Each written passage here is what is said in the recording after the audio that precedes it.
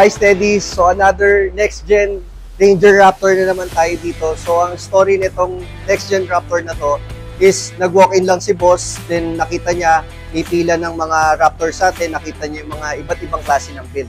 So, ang ginawa natin dito is medyo aggressive. Kasi kung makikita nyo sa gilid, naka-offset yung wheelset natin kasi yun yung gusto talaga ni boss.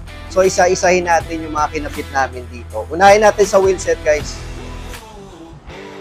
So, wheelset natin, guys, sa kanyang gulong, sa kanyang tires, naglagay tayo ng BFG KMP. So, this is size 35 by 12.5 by 70. So, si BFG KMP, guys, hybrid to. Hindi siya ganun kaingay, unlike ng mga ibang material. Then, sa kanyang rims, ayan, napakaganda, guys.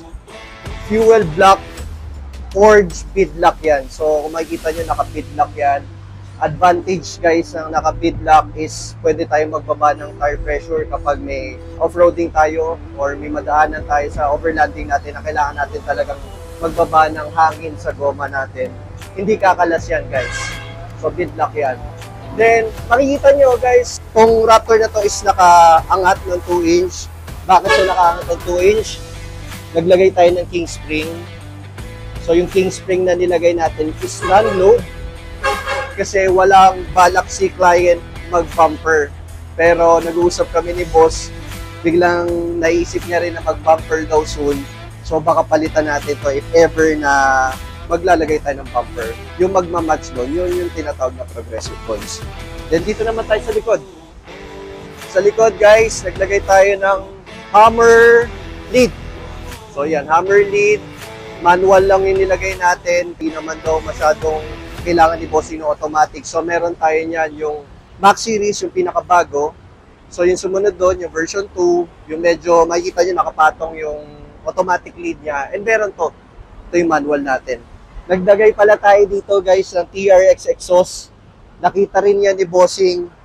Nakakabit doon sa isang build namin ng Raptor. Then, nag-sound check kami, nagustuhan niya. Sinama niya na kagad. Guys, ito sama ko na rin sa video. Medyo na-late kasi yung raid mud flap natin. 2 weeks bago dumating after namin i-build yung next gen Ranger Raptor ni boss. So, kinabitan namin ng black na raid mud flap with white logo. We also add hood damper dito sa next gen Ranger Raptor ni boss para mas madaling iangat yung kanyang hood. Kung interested kayo, guys, visit kayo dito sa amin, Steadfast Autoworks. So, Osmeña Highway lang. Kita nyo, Skyway Buendia exit. Matatanaw nyo yan. Makikita nyo kami, nasa right side. Steadfast Autoworks.